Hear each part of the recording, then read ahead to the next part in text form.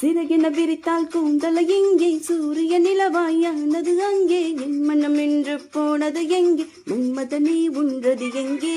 கண்ணத்தை தொட்டால் சந்தனம் கொட்டும், வெட்கத்தை தொட்டால் குங்குமம் கொட்டும், புன்னகை பட்டால் மல்லிகை மொட்டும், பார்த்தால் பருவம் மூச்சு முட்டும். காலடி ஓசைகள் கம்பனை கேட்டது அம்மம்மா.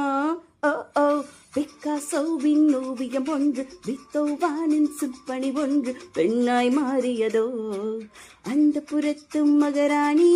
ஓ ஓ ஓ அந்த புறத்தும் மகராணி.